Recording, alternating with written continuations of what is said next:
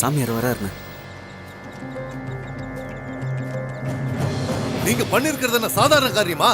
ஊருக்குள்ள வந்து மிரட்டினா உடனே வந்து படுக்கிற பொண்ணு நினைச்சிட்டீங்களா அவள? உங்க வம்சத்துக்கே உரு தெரியாம அழிச்சிடுவாங்க. 2000 கோடி சொத்து இருக்கிறவன் விரதம் இருந்து வீட்டுக்குள்ள போயிருக்கான். இப்ப என்ன பண்ணணும் சொல்லுங்க? அண்ணியா வேற அடிச்சிட்டாங்க. நான் சொல்றபடி கேட்டீங்கன்னா ஒரு வழி இருக்கு. முதல்ல உங்க துணி எல்லாத்தையும் மாத்திட்டு வாங்க. எம்எல்ஏ ஆகணும்னு ஆசை இருந்தா மட்டும் போதாது, கட்டுப்பாடு வேணும். கழுகு பார்வை இருக்கணும் அந்த வீட்டு மேல. லட்சக்கணக்கில் பண செலவு பண்றதுனாலயோ ஆள் பலத்தை காட்டுறதுனாலயோ எதுவும் கிடைச்சிடாது. பொறுமையா இருக்கணும்.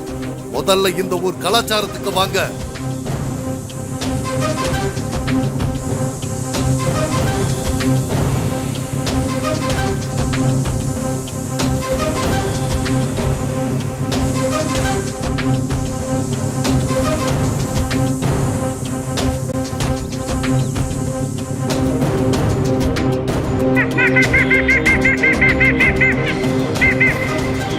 இதோ பாரு சாமிநாதா, வர்ற தேர்தல்ல நீ எம்எல்ஏ ஆகணும்னா, ஏன் சாகர வரைக்கும் பதவியில இருக்கணும்னா இந்த பூஜையை பண்ணித்தான் ஆகணும்.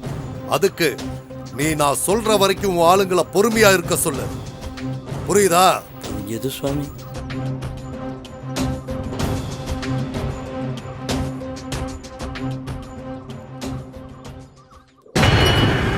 கோட்டி, இந்த பொண்ணுங்க யாருன்னு எவனுக்கோ தெரிஞ்சிருக்கு. வீட்டு வேலைக்காரனை கொன்னு இருக்காங்க. ஊர் மைனர் செத்து போயிருக்கான். இந்த பொண்ணை அடையிறதுக்காக கூட இருக்கலாம். எதுக்கும் நாம கொஞ்சம் ஜாக்கிரதையா இருக்கணும். வீட்டை சுத்தி எப்போ ஒரு கண்ணு இருக்கணும் கோட்டி. நம்ம ரகசியம் வெளியில வராம பாத்துக்க கோட்டி.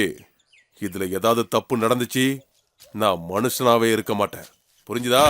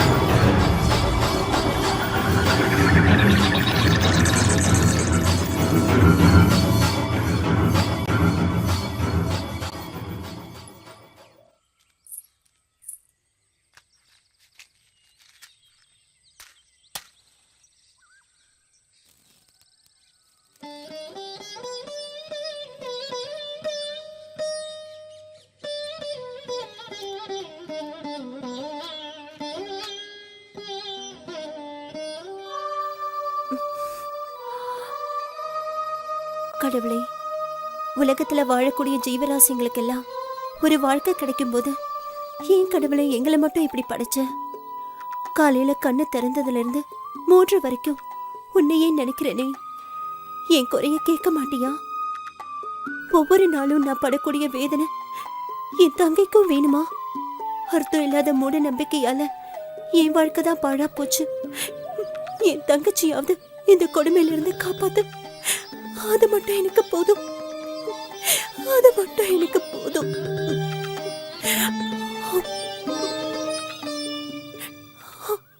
டேய், அந்த பொண்ணை அடிக்கடி சந்திக்கிற இடத்துல போய் தேடிட்டேன். ஸ்கூல்ல போய் கூட விசாரிச்சிட்டேன்டா, அவ இங்க இல்ல. டான்ஸ் டீச்சர் கிட்ட போய் கேட்டேன், அவ மிரட்டி அனுப்புறா. அவ எங்கன்னே தெரியல. எனக்கு என்னவோ அவ பெரிய பிரச்சனையில மாட்டிருக்கான்னு தோணுதுடா. ஒண்ணுமே புரியல. அந்த பொண்ணை என் வீட்டுக்கு போல அவளை குடும்பத்தோட கூட்டிட்டு போக என்ன காரணமா இருக்கும்? சரி வா. அவ பழைய வீட்டுக்கு கூட போய் பார்த்தேன், அங்கேயும் யாரும் இல்லடா. எங்கடா இருப்பா? வண்டியில கூட்டிட்டு போனாங்கன்னு சொன்ன. இங்க பாரு மச்சான், அந்த பொண்ணை கூட்டி போன டிரைவர் கிட்ட விசாரிச்சேன். அவங்கலாம் ரொம்ப பெரிய இடம். டேய், எவ்வளவு பெரிய பிரச்சனை இருந்தாலும் பரவாயில்ல, அவன் நான் காதலிச்ச பொண்ணு, நான் பாத்துக்கிறேன். நீ வர வேண்டாம். சொன்னா கேளுடா. இதை எதுக்கும் வச்சுக்க. டேய், நாம தேவையில்லாம பிரச்சனையில மாட்டிக்க போறோம்னு நினைக்கிறேன்.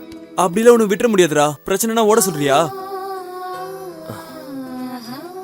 என்னடா யோசிக்கிற? வேற பொண்ணா இல்ல, நல்லா யோசிச்சு பாரு. நான் முடிவு பண்ணிட்டேன்டா.